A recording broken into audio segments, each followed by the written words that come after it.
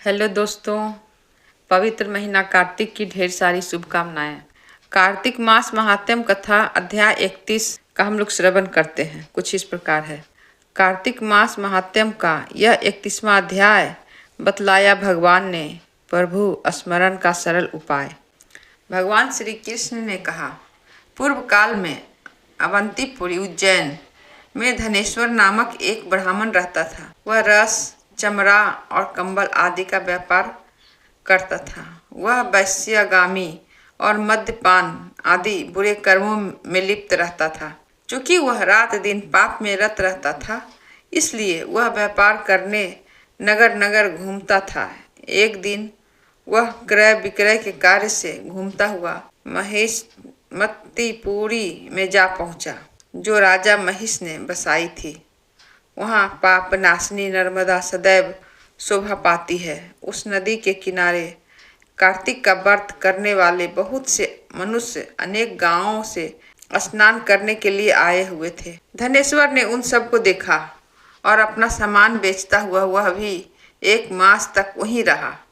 वह अपने माल को बेचता हुआ नर्मदा नदी के तट पर घूमता हुआ स्नान, जप और देवार्चन में लगे हुए ब्राह्मणों को देखता और वैष्णवों के मुख से भगवान विष्णु के नामों का कीर्तन सुनता था। वह वहां रहकर उनको स्पर्श करता रहा, उनसे बातचीत करता रहा। वह कार्तिक के व्रत की उद्यापन विधि तथा जागरण भी देखता रहा। उसने पूर्णिमा के व्रत को भी देखा कि व्रती ब्राह्मणों तथा गौओं को भोजन करा रहे हैं, उनको दक्षिणा आदि भी दे रहे हैं। उसने नित्य प्रति भगवान शंकर की प्रसन्नता के लिए होती दीपमाला भी देखी। त्रिपुर नामक राक्षस के 3 पुरों को भगवान शिव ने इसी तिथि को जलाया था। इसलिए शिव जी के भक्त इस तिथि को दीप उत्सव मनाते हैं। जो मनुष्य मुझ में और शिव जी में भेद करता है, उसकी समस्त क्रियाएं निष्फल हो जाती है।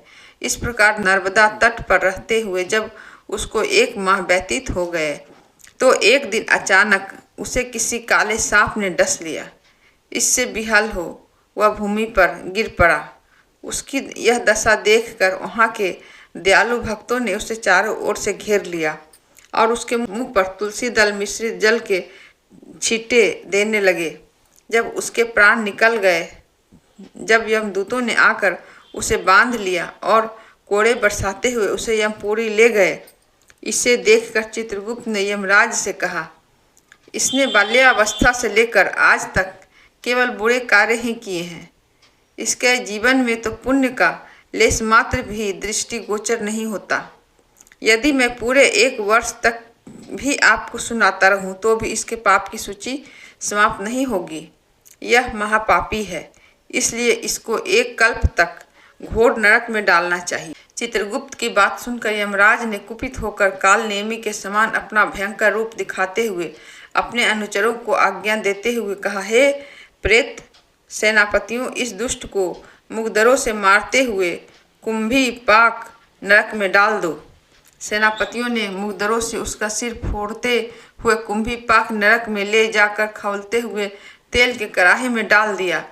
प्रेत सेनापतियों ने उसे जैसे ही तेल कड़ाही में डाला, वैसे ही वहाँ का कुंड शीतल हो गया। ठीक उसी प्रकार जिस प्रकार पूर्व काल में प्रहलाद जी को डालने से दैत्य की जलाई हुई आग ठंडी हो गई थी। यह विचित्र घटना देखकर प्रेत सेनापति यमराज के पास गए और उनसे सारा वृत्तांत कहा। सारी बात सुनकर यमराज भी आश्चर्यचकित हो गए और इस विषय में पूछताछ करने लगे। उसी समय नारद जी वहाँ आए और यमराज से कहने लगे, सूर्य नंदन, यह ब्राह्मण नरकों का उपभोग करने योग्य नहीं है। जो मनुष्य पुण्य कर्म करने वाले लोगों का दर्शन, स्पर्श और उनके साथ वार्तालाप करता है, वह उनके पुण्य का 6वां अंश प्राप्त कर लेता है। यह धनेश्वर तो 1 मास तक श्री हरि के कार्तिक व्रत का अनुष्ठान करने वाले असंख्य मनुष्यों के संपर्क में रहा है, अतः यह उनके पुण्यांश का भागी हुआ है। इनको अनिच्छा से पुण्य प्राप्त हुआ है, इसलिए यह यक्ष की योनि में रहे और पाप भोग के रूप में सब नरक का दर्शन मात्र के ही यम यातना से मुक्त हो जाए। भगवान श्री कृष्ण ने कहा, सत्यभामा, नारद जी के इस प्रकार कहकर चले जाने के पश्चात धनेश्वर को पुण्यात्मा समझते हुए यमराज के दूतों को उसे नरक दिखाने की आज्ञा दी। जय श्री हरि।